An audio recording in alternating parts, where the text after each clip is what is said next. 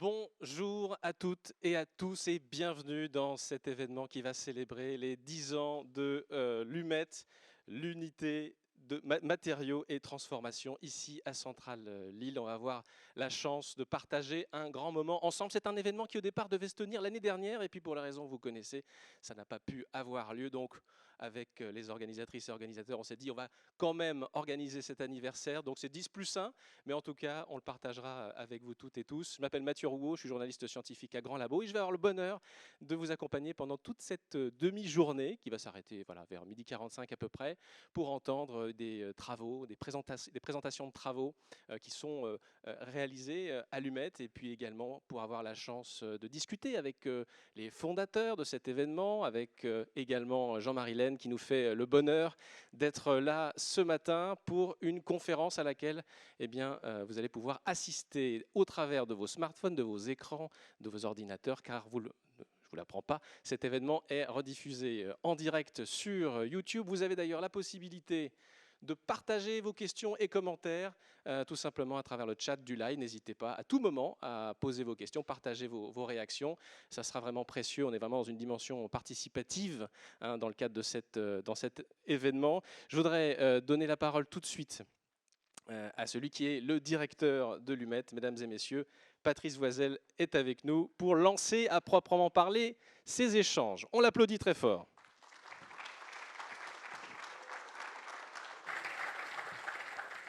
Merci Monsieur Rouault. Bonjour à toutes et à tous. Alors, Monsieur le directeur général de Centrale Lille, Monsieur le délégué régional Hauts-de-France CNRS, Monsieur le président de l'Université de Lille, Monsieur le président du Centre INRAE Hauts-de-France, Serge et chers collègues, mesdames et messieurs. Alors, je suis particulièrement heureux de vous accueillir aujourd'hui pour célébrer les 10 ans d'existence de l'unité matériaux et transformation, tout particulièrement après cette période si singulière que nous venons de vivre. Alors, la tenue de cette cérémonie, programmée, comme vous l'avez dit, l'année dernière, est remise pour les raisons que vous connaissez, et pour nous un événement très important, car nous le voyons comme un signe précurseur, un marqueur d'un retour à une vie scientifique de nouveau riche en contacts humains et en échanges. À ce stade, je tiens d'ailleurs à remercier Centrale Lille d'avoir tout mis en œuvre pour nous accueillir en présentiel dans ses locaux. 10 ans est une durée plutôt courte à l'échelle de temps de la recherche. Néanmoins, mais vous pourrez le constater au cours des différentes interventions de la matinée, on verra que beaucoup de choses ont été accomplies en 10 ans, que cela soit en matière de production de connaissances scientifiques, mais également en matière d'innovation visant à répondre à des problématiques à fort impact industriel et ou sociétal. Cette cérémonie nous donnera donc l'occasion de partager ce bilan. Cet événement nous donnera également l'opportunité de nous projeter vers l'avenir. Et pour ce faire, nous avons tenu à ce que de jeunes chercheurs, notamment certains d'entre eux ont été recrutés cette année, interviennent et nous livrent leur vision sur les matériaux de demain. Au cours de cette matinée d'échange, nous prendrons également un peu de hauteur en vous proposant une table ronde sur le thème « Science pour et avec la société », avec pour fil conducteur les matériaux. Alors, ce moment privilégié sera l'occasion de débattre avec des panélistes de renom qui vous seront présentés ultérieurement, mais que je tiens à remercier très chaleureusement dès à présent pour avoir accepté de participer à cette table ronde. Enfin, pour marquer les 10 ans de l'UMET, nous aurons l'honneur et le privilège d'accueillir et d'entendre le professeur Jean-Marie Laine, professeur prix Nobel de chimie, à qui je voudrais exprimer ma profonde gratitude pour avoir accepté notre invitation à participer à cet événement. Nous sommes en effet très heureux de votre présence parmi nous aujourd'hui. Alors, tout ceci n'aurait pas été possible sans le soutien de nos 4 tutelles, que sont l'Université de Lille, le CNRS, Centrale Lille et INRAE. Et avant de redonner donc la parole à Mathieu, Monsieur Roux, On peut s'appeler comme ça, Mathieu. je vais inviter les représentants de celle-ci à ce pupitre pour dire quelques mots. Il me reste à vous souhaiter une excellente matinée à toutes et à tous. Merci. Merci beaucoup, Patrice Voisel. Ça fait du bien d'être ensemble en vrai. Je vais donner la parole maintenant à Monsieur Emmanuel Duflot, directeur général de Centrale Lille, qui nous accueille ici. Bonjour, Monsieur Duflot, et on vous applaudit aussi, s'il vous plaît. Voilà. Merci beaucoup. Donc, Monsieur le Président de l'Université de Lille, cher Jean-Christophe, Monsieur le président du Centre INRAE Hauts-de-France, cher Jean, monsieur le délégué régional du CNRS des Hauts-de-France, cher Christophe, monsieur le directeur de l'UMET, cher Patrice, mesdames et messieurs, en vos grades et qualités, chers collègues. Je suis très heureux de vous accueillir à Centrale-Île pour célébrer les 10 ans de l'UMET et je vous souhaite la bienvenue. L'UMET a intégré récemment le giron de Centrale-Île il y a un peu plus d'un an à l'occasion de notre rapprochement avec l'École nationale supérieure de chimie de Lille. Ce fut pour nous l'occasion d'approfondir notre connaissance d'une unité à la stratégie complète et qui fait état de résultats remarquables. Cela nous a donné l'opportunité également de renforcer notre collaboration avec nos deux partenaires majeurs que sont l'Université de Lille et le CNRS et de nouer des relations avec un nouveau partenaire, l'INRAE. La stratégie ambitieuse de l'UMED repose en effet sur un continuum entre une science de découverte de haut niveau et une recherche partenariale forte qui tendent toutes les deux à répondre à des problématiques à fort impact industriel et ou sociétal, comme Patrice vient de nous le dire. La performance de cette activité de recherche s'illustre, par exemple, par l'obtention de 3 bourses de recherche ERC Advanced Grant depuis sa création et le dépôt à venir de 4 prochains dossiers. Quand on connaît la difficulté de ce concours, il me semble que l'on ne peut être qu'admiratif de ses succès et de cette dynamique. L'UMED se distingue également par ses interactions avec le monde socio-économique, des interactions fortes et très ancrées dans l'écosystème local. Elle collabore aussi bien avec des grands groupes internationaux qu'avec des PME et des ETI de la région des Hauts-de-France, qui ont permis notamment la création de 3 laboratoires communs avec des entreprises comme NeoEco, Valorplast, Cousin Biotech ou encore Ingrédients. Au-delà, ou à travers ces partenariats, l'UMED dépose également 2 à 5 brevets par an. Au total, une stratégie et des résultats qui font particulièrement écho dans un établissement comme Centrale-Lille qui porte 4 écoles d'ingénieurs et développe une part significative de sa recherche dans les domaines de l'ingénierie. Cette réussite, c'est celle de toutes les personnes engagées dans l'UMED, chercheurs et personnel administratif et technique. Je souhaite profiter de cette occasion pour les féliciter. Avant de conclure, je souhaite également souhaiter la bienvenue au professeur Jean-Marie Laine, prix Nobel de chimie, et lui témoigner notre immense honneur et plaisir de le recevoir aujourd'hui. Je souhaite à tous une très belle journée, riche du copieux programme préparé par les organisateurs. Un grand merci à vous pour ces mots d'ouverture, Monsieur Duflot, et merci encore de nous accueillir ici, dans ce si bel auditorium. Je voudrais maintenant donner la parole à Christophe Muller, délégué régional Hauts-de-France du CNRS. Merci beaucoup d'être avec nous pour ouvrir ces 10 ans également. 10 plus 1 donc. Bien, bonjour à toutes et à tous. Cher Patrice, merci beaucoup pour cette invitation. J'ai vraiment grand plaisir à être parmi vous pour l'ouverture de cette matinée. Et effectivement, le côté présentiel fait vraiment du bien au moral. J'espère vraiment qu'on est sur maintenant une bonne voie qui nous permettra de retrouver des conditions normales d'exercice de nos activités respectives. Donc encore une fois, merci beaucoup pour cette invitation. Très heureux d'être parmi vous pour fêter ces 10 plus 1 an de cette belle unité qu'est l'UMET. J'avoue que c'est une unité qui fait résonner un peu ma fibre personnelle, puisque je suis moi-même physicien des matériaux. Donc les activités qui sont développées à l'UMET me parlent, entre guillemets.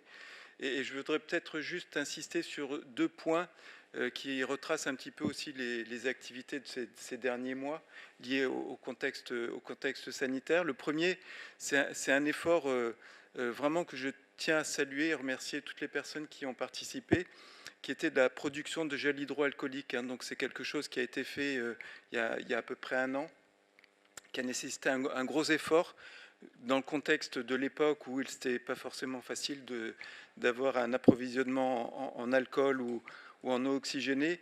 Et donc en fait la cellule, et je remercie le partenariat avec INRAE pour la production, je crois qu'on est allé jusqu'à 1500 litres de gel hydroalcoolique produit et qui sont allés à destination des soignants à domicile. Donc ça a été vraiment très très apprécié et je tenais vraiment à profiter de cette occasion pour remercier les personnes qui sont investies. Le deuxième point, et je crois que ça fera partie d'une intervention un petit peu plus tard dans la matinée, c'est les masques virucides avec Bernard Martel. Et là aussi, je crois que c'est une belle réussite de cette unité en matière de valorisation. Et je suis certain, et on en a discuté encore récemment avec Patrice, qu'il y a probablement encore d'autres activités qui serait souhaitable de valoriser davantage et peut-être en s'appuyant encore plus sur le partenariat avec évidemment les établissements de tutelle de l'unité et la SAT-Nord. Donc je crois qu'il y a, au-delà de la qualité des activités de recherche qui sont menées à l'UMET, il y a aussi un potentiel de valorisation très, très, très important. Voilà, donc merci beaucoup, bonne matinée. Malheureusement, je ne pourrai pas rester avec vous, mais je vous souhaite vraiment des échanges riches et présentiels. Merci. Merci beaucoup, Monsieur Muller, pour ces mots. Son nom a été évoqué à plusieurs reprises. Monsieur le Président de l'Université de Lille, vous nous rejoignez pour un mot également d'ouverture. Jean-Christophe Camard est avec nous. Comment allez-vous? Très bien, très bien.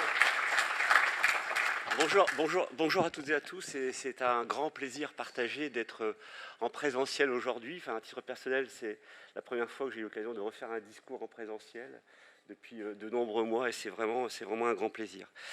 Et un plaisir évidemment avant tout de fêter avec vous les 10 ans de l'UMET. C'est aussi un honneur et un grand privilège de vous accueillir, monsieur le professeur, à Lille. Soyez le bienvenu.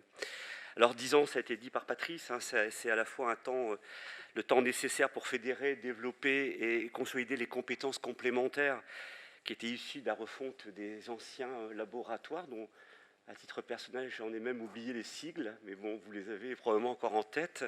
Et c'est aussi un temps record, je pense, pour s'imposer comme un laboratoire d'importance, je veux dire, important et reconnu tant en France qu'à l'international. Il faut aussi le souligner. Et donc, on ne peut être qu'admiratif du travail accompli. Et ça me permet aussi de faire une petite digression sur le pari des regroupements, puisque aujourd'hui, vous le savez, depuis quelques années, nous sommes engagés dans des profondes recompositions. Et l'UMET, je trouve, en est un excellent exemple. Donc le regroupement en 2010 de plusieurs équipes sur le campus de la Cité scientifique a permis de faire fructuer, dès ses débuts, le formidable potentiel de recherche dont vous disposez, et le tout aussi en assurant, comme c'est vraiment extrêmement important, le lien entre la formation par la recherche. Et je pense que c'est aussi très vertueux pour un laboratoire comme le vôtre. L'UMET est aussi pleinement associé aux dynamiques de recherche portées par les composants de l'université. Alors, au fil des années, ce laboratoire a fédéré plus de 200 collaborateurs, hein, c'est un peu la taille de l'UMET, avec évidemment la présence indispensable de nos partenaires que sont notamment INRAE, le CNRS et puis Centrale, puisque nous sommes ici aujourd'hui, qui travaillent sur des interfaces uniques. Alors on peut citer la géoscience, la métallurgie, l'agroalimentaire, la biologie santé en particulier. Et cette mise en commun des savoirs et de nos compétences est une alliance que je considère comme gagnant-gagnant. Elle fait émerger des projets capables de répondre à des problématiques sociétales à fort impact industriel aussi, puisque ça a été dit par Patrice, et ça il faut le souligner, puis elle contribue au rayonnement scientifique et universitaire. Alors l'exemple évidemment qu'on a tous en tête, c'est évidemment les masques virucides, hein, puisque c'est aussi une très belle relation. Et donc des travaux de Bernard Martel, donc chercheur à l'UMET et professeur donc à la faculté des sciences et technologies, qui s'associe à bon nombre d'autres chercheurs aussi de l'université. Et c'est aussi pour moi un exemple, ça illustre le côté vertueux de la formation, de la création de l'Université de Lille, qui a permis aussi de nous décloisonner. Et donc aujourd'hui, d'être dans le même établissement. Et j'ai pu percevoir, apprécier au moment donc, du lancement de ces masques, cette synergie qui avait été possible. Et puis aussi peut-être parler de l'ICIT, hein, puisque l'ICIT obtenu en 2017 fait partie des outils qui ont permis de développer cette excellence. Je rappelle que nous avons obtenu quand même 15 millions d'euros par an, qui a permis de dynamiser, de porter des axes de recherche. Et il faut aussi ici le signaler. Alors je citerai d'ailleurs un autre exemple, peut-être l'échantillon, je te salue, l'échantillon d'astéroïdes, hein, qui est aussi une spécificité à Lille, pour laquelle l'UMET est associé à un consortium international de chercheurs. Donc la réussite de cette UMR nous démontre encore une fois que c'est en travaillant ensemble et en unissant, j'ai dit, nos forces au sein d'une maison commune, un mot qu'on a beaucoup utilisé, Emmanuel, que nous pourrons renforcer donc nos capacités d'action et répondre, je pense, aux grands enjeux de demain. Et qui mieux que l'Université de Lille avec ses partenaires pour y participer. Et comme je dis souvent, la concurrence n'est pas entre nous, la concurrence, elle est ailleurs, et la concurrence est de plus en plus féroce. Voilà, je vais simplement conclure en remerciant chaleureusement donc, le directeur de l'UMET, Patrice, et l'ensemble des personnels qui travaillent dans ce laboratoire et contribuent à son rayonnement. L'UMET était un des fleurons de l'université. Nous en sommes vraiment très fiers. Je remercie également nos proches partenaires indispensables pour le développement donc, de notre recherche à Lille. Merci beaucoup et bonne journée à toutes et à tous. Jean-Christophe Camard, merci beaucoup. Monsieur le Président, on a parlé de partenaires. Bien sûr, on voudrait donner la parole au représentant d'INRAE. Jean Taïeb est avec nous pour également lancer ce 10e anniversaire. Bonjour, Monsieur Taïeb. Bonjour. Bonjour à toutes et à tous, mesdames et messieurs, en vos grades et qualités, hein, comme on dit, chers collègues, et dont ceux en distanciel là, que je vois à travers l'éclairage. Puisqu'il s'agit d'un anniversaire, j'ai choisi de rappeler quelques dates, mais je serai obligé d'aller à l'essentiel car je n'ai vraiment pas beaucoup de temps. Donc, quels sont les jalons qui marquent le rapprochement de l'équipe PIM-INRAE de l'UMET ? En janvier 2010, évidemment, la création de l'UMET, mais PIM ne fait pas partie à l'époque de l'UMET. Mais dès 2010-2011, des travaux démarrent, à la fois avec l'équipe ISP et avec l'équipe MMT, sur l'encrassement des surfaces d'un côté et sur la poudre de lait, considérée comme un matériau mou de l'autre côté. Et ces travaux vont aboutir à une première communication que fait Maud Gimnez, communication commune. Alors, on a retrouvé, c'était au Canada, en août 2011. Ensuite, il y a eu un contrat en 2012, contrat Vimaprol, copiloté avec l'équipe MMT, financement CNIEL, qui a débouché sur une thèse de CIFRE, toujours avec la même équipe, sur un contrat qui s'appelait Code Poudre. Deuxième grande étape, c'est en janvier 2015, au début du deuxième quinquennal pour l'UMET, c'est l'intégration donc de l'équipe PIM dans l'UMET, sous l'impulsion d'Alexandre Legris, que je remercie d'ailleurs pour sa vision du futur.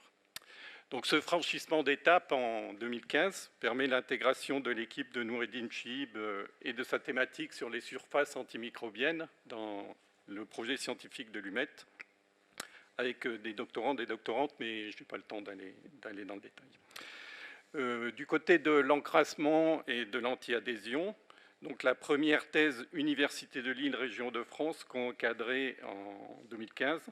Et en mai 2016, donc Maud Gimnez rejoint l'équipe de l'UMET sur un poste de PR dit transversal. Un autre thème, en 2016, démarre celui des impacts environnementaux avec l'équipe ISP et Sophie Duquesne, qui se concrétise par un projet EcoNet IAA, qui est financé par la région de France. Et c'est sur cette thématique que Cosmin Goescu rejoindra l'équipe en 2016. Alors 2018, c'est l'année des succès à l'ANR pour l'équipe PIM, avec le projet Economics qui est porté par Maud, et aussi le LabCom avec Proteinolab, le LabCom Proteinolab, avec Ingredia, qui sera notamment un cadre de collaboration pour travailler sur la modélisation moléculaire avec Frédéric Affoire et son équipe. Alors, mars 2019, évaluation HCRS, deuxième évaluation HCRS pour l'UMET. C'est l'occasion de faire le bilan de ce premier quinquennal de collaboration. Je vous cite un seul indicateur, donc 16 copublications après 2014, alors qu'il y en avait eu seulement 3 avant 2013. Et l'évaluation HCRS donc, est très positive pour l'UMET et aussi par rapport à l'intégration de PIM dans l'UMET. Donc le nouveau quinquennal 2020 là, commence par des nouvelles collaborations avec l'équipe MPGM sur la détection de la corrosion, grâce à un capteur qui avait été au départ mis au point pour mesurer l'encrassement, l'épaisseur des biofilms, et aussi par l'installation d'un plateau plasma dans le bâtiment PIM. Et puis c'est la crise Covid, durant laquelle, bon, ça a été dit, Alors moi, j'ai retenu, l'UMET se distingue, j'ai retenu autre chose que les masques virucides, c'est le dépôt d'un brevet entre les 3 co-tutelles INRAE, Université de Lille et Centrale Lille. C'est un brevet qui concerne la détection des virus par des méthodes qui sont d'ailleurs issues des travaux, je pense, de Jean-Marie Laine. Et puis aussi la fabrication du gel hydroalcoolique sur lequel je ne reviens pas et dont Christophe a parlé, donc qui est l'occasion d'une belle collaboration avec le CNRS. Voilà, donc pour conclure, je vais me joindre aux intervenants précédents pour remercier le professeur Jean-Marie Laine de sa présence. Alors, étant moi-même un polymériste, ancien élève du DEH en Petit-Aumônerie, je sais ce que son équipe et lui et son équipe ont apporté à la physico-chimie macromoléculaire et comment ces concepts continuent à irriguer certains des travaux de l'UMET. Merci. Merci beaucoup, Monsieur Taïeb, président du Centre INRAE Hauts-de-France. Merci, messieurs, de vos mots introductifs. Je voudrais maintenant, sans plus attendre, vous donner quelques éléments d'information sur ce qui va se passer dans cette demi-journée consacrée au 10e anniversaire de l'UMET. On va, dans quelques instants, parler de la jeunesse de l'UMET. Ça nous a paru important de revenir sur cette fondation. Dans quelles circonstances le laboratoire, l'unité matériaux et transformation a été initié. Ensuite, on aura la conférence de Jean-Marie Laine dont il a été question à plusieurs reprises déjà. Vous pourrez poser vos questions à travers le chat du live, hein, surtout n'hésitez pas. Et puis bien sûr, dans la salle, on pourra faire circuler un micro. On ne va pas se priver de la présence de Jean-Marie Laine et vous pourrez lui poser bien sûr vos questions après son intervention, à laquelle succédera un temps de discussion. On va parler du temps de la recherche et des opportunités qu'on peut saisir avec Bernard Martel. On reparlera de ces masques virucides. Ensuite, on aura des présentations de travaux menés à l'UMET, 5 minutes à chaque fois. Merci d'ailleurs aux chercheuses et chercheurs qui ont accepté de relever le challenge consistant à présenter ces travaux en si peu de temps. Il y aura ensuite une conversation à propos de l'international, comment est-ce que l'UMET se positionne au niveau international. Et on finira donc par cette table ronde annoncée tout à l'heure par Patrice Voisel, Sciences pour et avec la société, l'exemple des sciences des matériaux. Et tout à l'heure, je vous présenterai les différents panélistes. Je voudrais qu'on reçoive maintenant sur scène ici messieurs Lefebvre et Legris pour parler, sous vos applaudissements, de la jeunesse de l'UMET.